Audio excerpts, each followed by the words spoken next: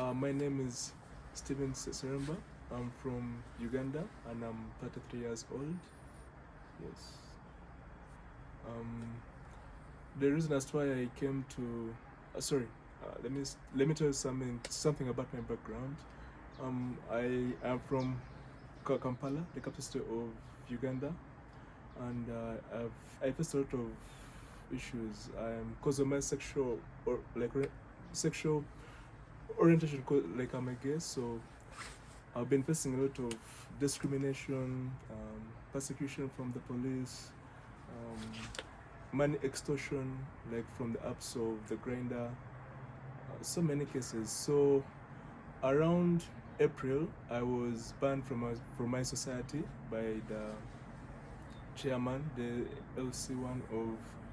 I live in a place called Kawempe. Yeah, they banned me and they wrote me a letter. I have even the proof and evidence within my things and the case. So I was banned from the community. Yeah, due to my sexual orientation as a gay. Yeah. So that day when I was banned from my society, I had to find a way to escape from Uganda, and I first did some research and I was like, maybe the safest country I can go to for safety is Kenya, because Kenya they do discriminate the gays in Kenya, but at least it's a little bit more. There's some little bit of democracy, not like in Uganda. In Uganda, if you are gay, you are either killed, you are either discriminated, your family disowns you. It's so much discrimination in Uganda if you're gay. So at some point, my family used to ask me, when are you getting married? That pressure, it's too much. Even I lost my land actually due to my sexual orientation. I was just from the job. It's a lot that I've faced. It's a lot. So one of my friends told me that in Kenya there's certain organizations that can help out people of your kind. So he gave me the phone number. I booked a ticket from Kampala to Nairobi. It was stressful that time. It was stressful. So, because one of the things I hate is to leave my family. It hurts a lot because this is where Uganda. It's where I felt peace and unity, family. Living all that, it hurts a lot. Yes. So I had to travel from Kampala to Nairobi for safety. So my friend gave me the phone number of there's a certain organization called HIAS.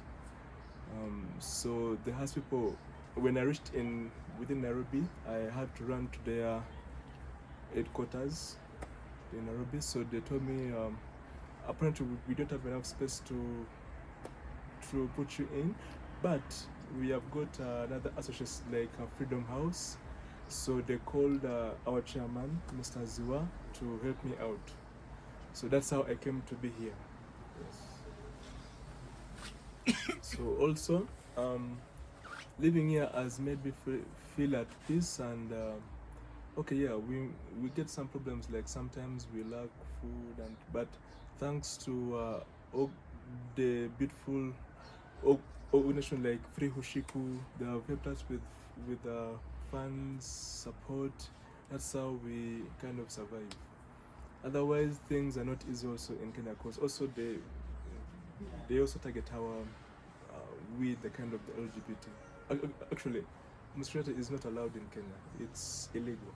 But at least there's that little bit of security compared to Kampala. I'm more safe here than Kampala. In Kampala, even if you use an app of Grindr, they can locate you and they can kill you or do something with you.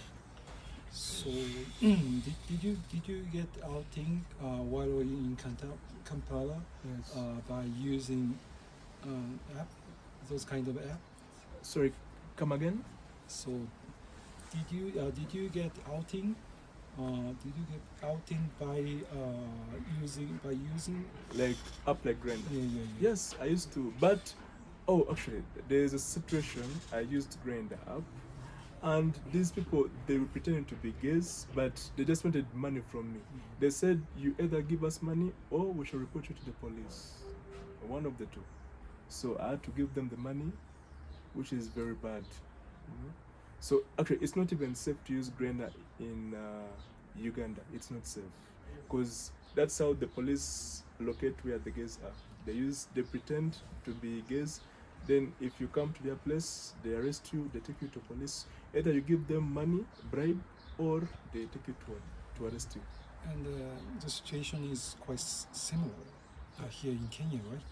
Yeah, the same. I feel okay. Kenya is, but still, it's not safe still. When it comes to application. Application, yeah, it's kind of. I feel scared still. Though here how I meet people, it's by interacting, like Directly? yeah, directly. I sometimes fear using the Grindr app. Yes, some are real gays, but some they just use it to grab the gays and arrest them to the police. Yes.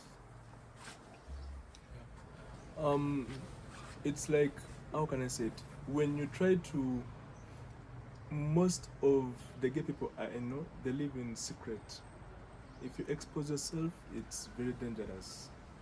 The society can hate you, the church can discriminate you, everyone will hate you. So you just have to live.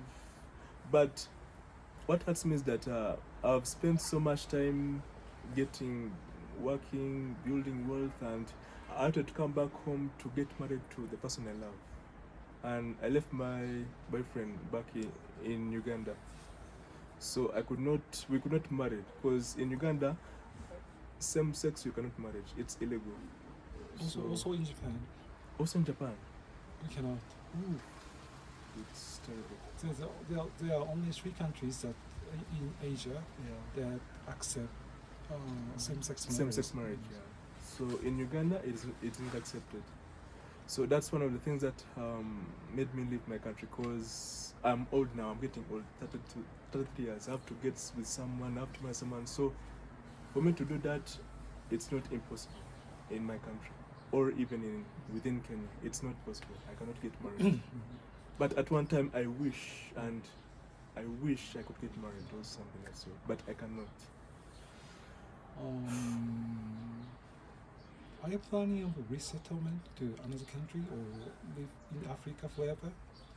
I want to live in Africa, and I love Africa more than any other place. Unfortunately, because of my sexuality, it's hard for me to live the life as a gay person. It's hard for me. Otherwise, I love Africa with all my heart. But the problem is the persecution, the discrimination that I face. That's the problem.